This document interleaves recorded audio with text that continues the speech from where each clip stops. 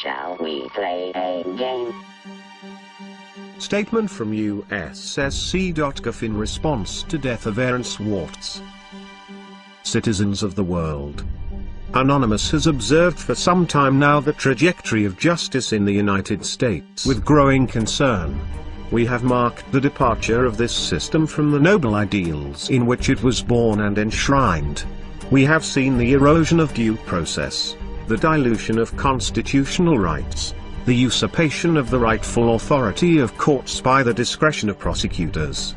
We have seen how the law is wielded less and less to uphold justice, and more to exercise control, authority and power in the interests of oppression or personal gain. We have been watching and waiting.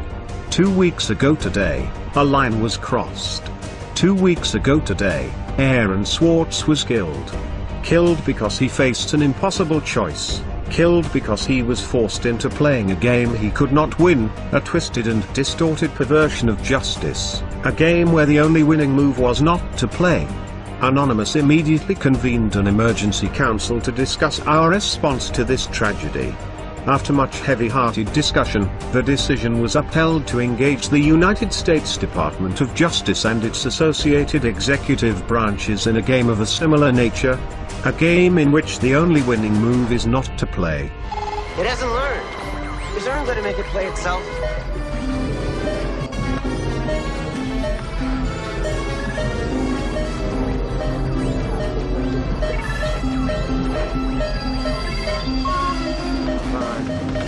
Learn, goddammit.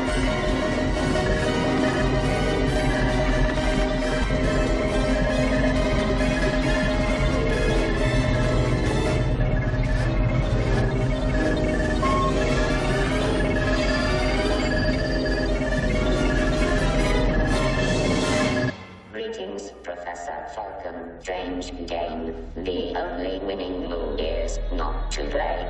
How about a nice game of chess? Last year the Federal Bureau of Investigation reveled in porcine glee at its successful infiltration of certain elements of Anonymous. This infiltration was achieved through the use of the same tactics which led to Aarons ArkAngel's death. It would not have been possible were it not for the power of federal prosecutors to thoroughly destroy the lives of any hacktivists they apprehend through the very real threat of highly disproportionate sentencing. As a result of the FBI's infiltration and entrapment tactics, several more of our brethren now face similar disproportionate persecution. The balance of their lives hanging on the severely skewed scales of a broken justice system.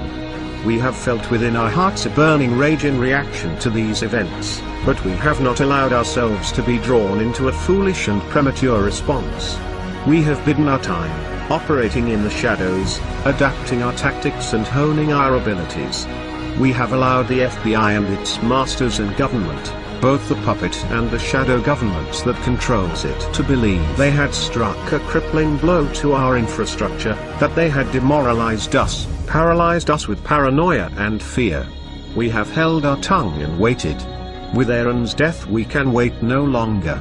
The time has come to show the United States Department of Justice and its affiliates the true meaning of infiltration.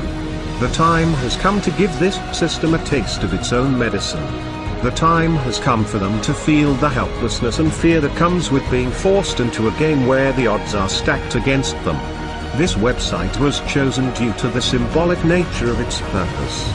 The federal sentencing guidelines, which enable prosecutors to cheat citizens of their constitutionally guaranteed right to a fair trial by a jury of their peers. The federal sentencing guidelines, which are in clear violation of the 8th Amendment protection against cruel and unusual punishments. This website was also chosen due to the nature of its visitors. It is far from the only government asset we control, and we have exercised such control for quite some time. There has been a lot fuss recently in the technological media regarding such operations as Red October, the widespread use of vulnerable browsers and the availability of zero-day exploits for these browsers and their plugins. None of this comes of course as any surprise to us, but it is perhaps good that those within the information security industry are making the extent of these threats more widely understood. Still, there is nothing quite as educational as a well-conducted demonstration. Through this website and various others that will remain unnamed, we have been conducting our own infiltration. We did not restrict ourselves like the FBI to one high-profile compromise. We are far more ambitious, and far more capable.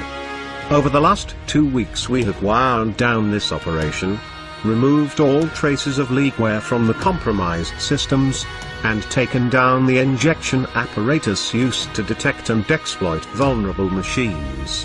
We have enough fissile material for multiple warheads. Today we are launching the first of these. Operation Last Resort has begun. Warhead USDOJ-LEA 2013 AEE-256 is primed and armed. It has been quietly distributed to numerous mirrors over the last few days and is available for download from this website now. We encourage all anonymous to syndicate this file as widely as possible. The contents are various and we won't ruin the speculation by revealing them. Suffice it to say, everyone has secrets, and some things are not meant to be public. At a regular interval commencing today, we will choose one media outlet and supply them with heavily redacted partial contents of the file. Any media outlets wishing to be eligible for this program must include within their reporting a means of secure communications. We have not taken this action lightly nor without consideration of the possible consequences, should we be forced to reveal the trigger key to this warhead.